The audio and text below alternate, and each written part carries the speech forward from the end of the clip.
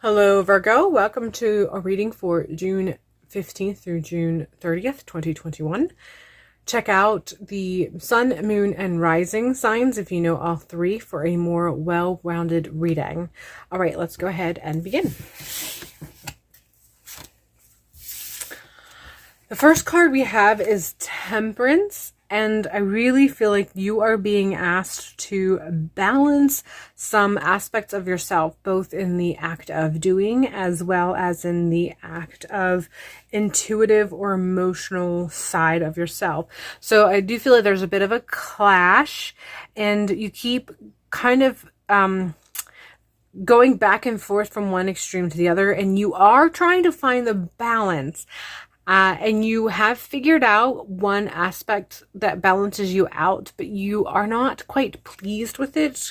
I give an overall sense that you're still trying to perfect this. And this is sort of a message of validation that you are on the right track. Keep doing the work that you are doing. And just keep checking in with yourself and checking in with your higher connection as far as continual guidance and balancing this act of doing in contrast of the emotional aspect, and make sure that they are interwoven with each other in a way that nurtures each other versus one consuming or drowning out the other.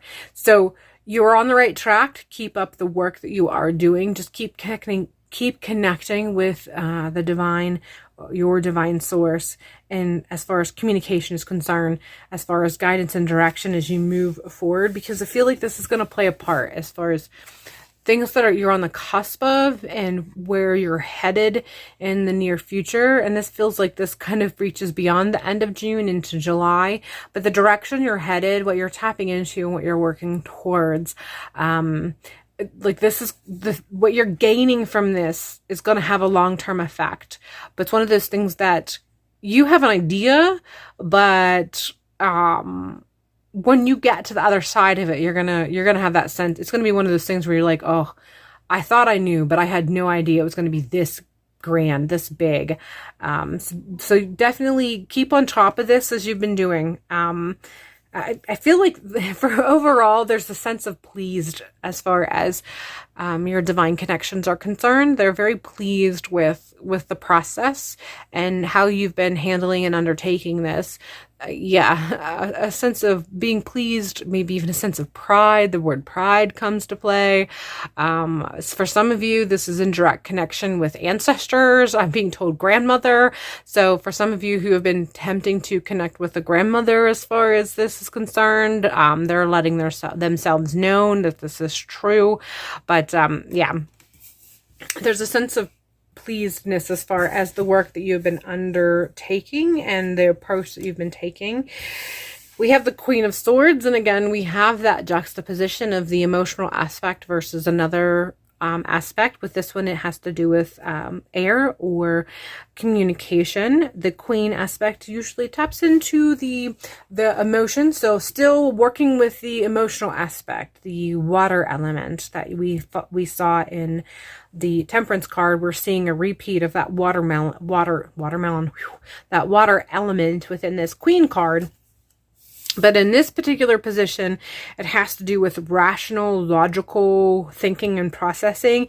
And I do feel like this is basically how you are utilizing this aspect of yourself to make sure that you're not consumed by the fire element that I was speaking about in the Temperance. So there's a side of yourself that is very rational, very logical, and you've managed to sort of figure out how this aspect of yourself can kind of nurture the fire element of yourself that you're trying to hone. But yeah, there's definitely that you're more in control of this aspect, but as a result of you being in control of the logical, rational side and figuring out how you can remain rational but still have a healthy balance with your emotional aspect and intuitive aspect of yourself, this is actually feeding your balance with the fire element that you have been practicing or trying to initiate.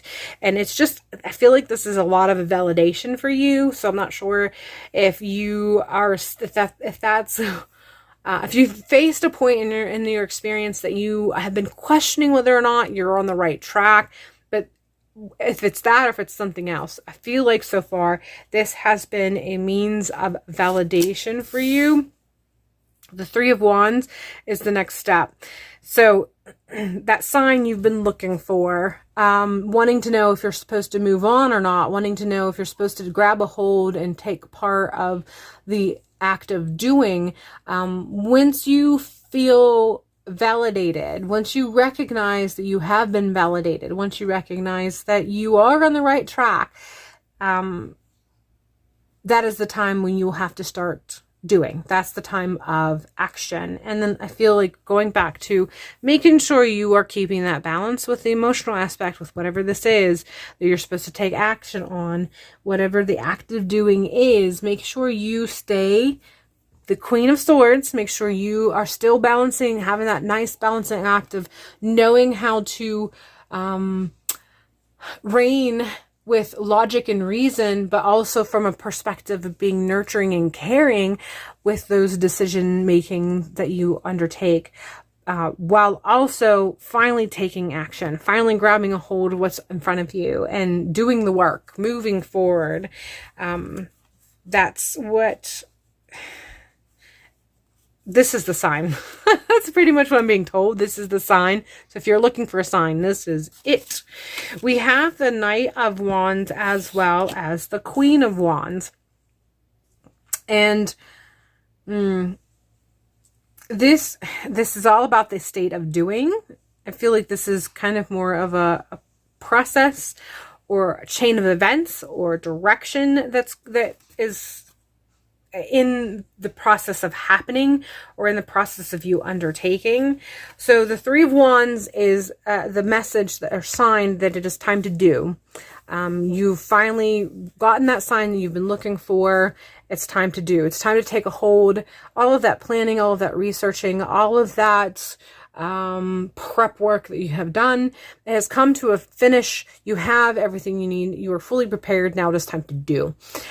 Once you've realized that, part of the act of doing, I feel like, is also strategizing. So as far as the Knight is concerned, there's the ones who are not just in battle, but they are also the ones who have to participate in being strategic with their acts. They get the orders as far as, okay, it's time to do it. But the Knight is the one who is going to have to do the quick decision-making skills while on the field, while in the act of doing whatever it is that they have been told that it is time to do. And some of those things are changes from maybe the original aspect. Sometimes it's kind of making a split decision, a split-second decision that might be a change of direction, a change of approach, but it has to do with being strategic. And so while this, I think the Knight of Wands is basically letting you know that when it comes time,